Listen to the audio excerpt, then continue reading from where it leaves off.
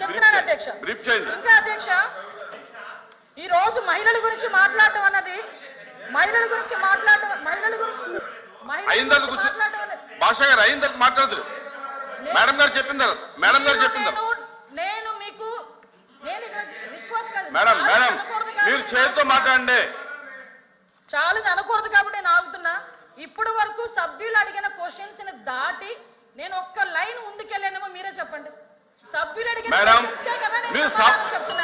దానికి కూడా వినే ఓపిక వాస్తవాలు చెప్తుంటే అంత బాధగా ఉందా?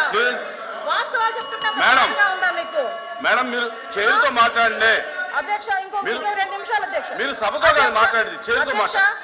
ఇప్పుడు వరకు లాస్ట్ క్రైమ్ అవనియండి, ఇప్పుడు జరుగుతున్న ఏ క్రైమ్ అయినా అధ్యక్ష, మనం జనరల్ గా కనుక నేను కేస్ స్టడీస్ కూడా చూశాను అధ్యక్ష. నేను హోమ్ మినిస్టర్ అయిన తర్వాత జరిగిన సంఘటనలకు సంబంధించి ప్రతి ఒక్క కేసుకి సంబంధించిన కేస్ స్టడీస్ కూడా మేము చూసుకున్నాం అధ్యక్ష.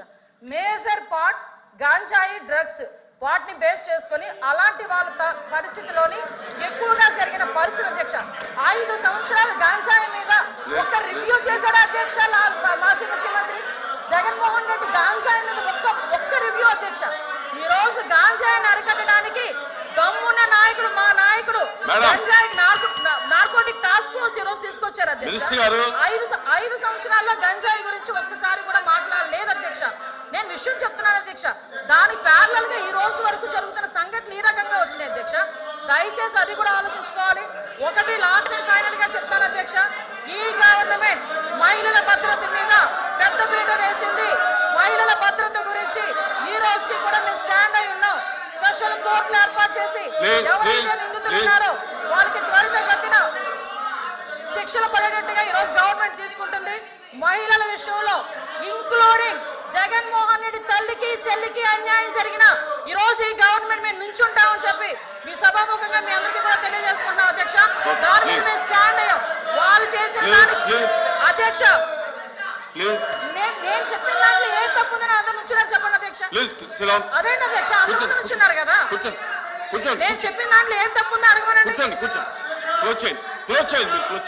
కాబట్టి అధ్యక్ష మేడం మీ విషయంలో ఫెయిల్ అయింది సార్, మీ విషయంలో ఫెయిల్ అయింది, ఆయన విషయంలో ఫెయిల్ అయింది, శ్రీనివాస్ గారి విషయంలో ఫెయిల్ అయిందని మనం మాట్లాడుకోవాలి. లేకపోతే అనంతబాబు కూర్చుంటాడా? డోర్ డెలివరీ చేసిన వచ్చి కూడా ఇంకా కూర్చొని మాట్లాడుతున్నారు. డోర్ డెలివరీ చేసిన వచ్చి కూడా మాట్లాడుతున్నారు. మంత్రి గారు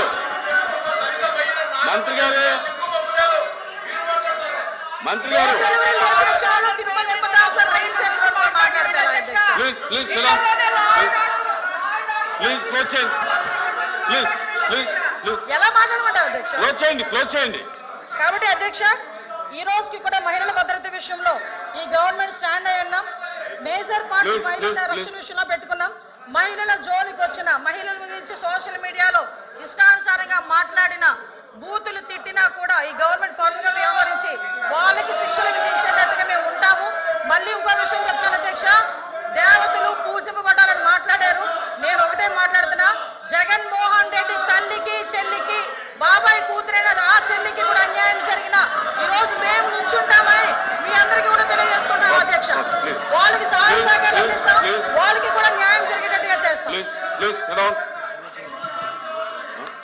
ఎల్ఓపి గారు కూర్చోండి అందరూ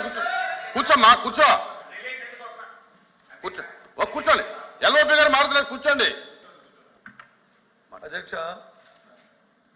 ఒక సున్నితమైన ప్రశ్న. ఈ ప్రశ్న మా ఇక్కడ ఈ హౌస్లో ఉన్న 50 మంది గురించే కాదు, ఈ రాష్ట్రంలో ఉన్న 5 లక్షల మంది ప్రజలు కూడా దీని గురించి చూస్తున్నారు.